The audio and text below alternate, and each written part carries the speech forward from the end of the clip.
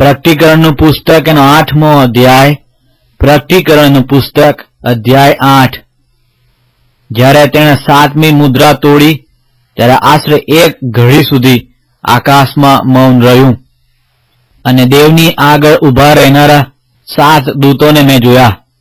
તેઓને 7 રણશીંગડા આપવામાં આવ્યા. ત્યાર પછી બીજો એક દૂત આવીને વેદીની પાસે ઊભો રહ્યો.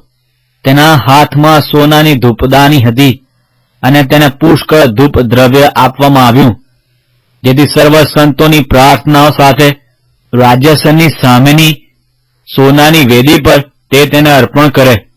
તે દૂતના હાથમાંથી ધૂપની ધૂણી સંતોની પ્રાર્થનાઓ સાથે દેવની આગળ ચડી. પછી દૂતે ધૂપદાની લઈને તેમાં વેદીનો અગ્નિ ભરીને તેને પૃથ્વી પર નાખી દીધો.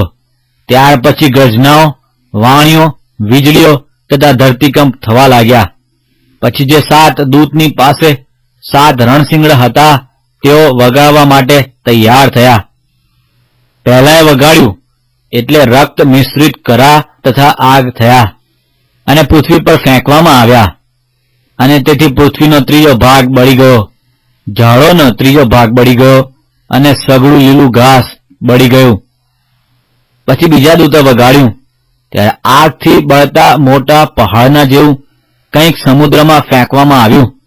એટલે સમુદ્રનો 3યો ભાગ લોહી થઈ ગયો, જેથી સમુદ્રમાંના જીવતા પ્રાણીઓનો 3જો ભાગ મરણ પામ્યો અને વહાણોના 3જા ભાગનો નાશ થયો. પછી ત્રીજા દૂતે વગાડ્યું એટલે દીવાના જેવો બળતો એક મોટો તારો આકાશમાંથી નદીઓના 3જા ભાગ પર તથા પાણીના ઝરાવ પર પડ્યો.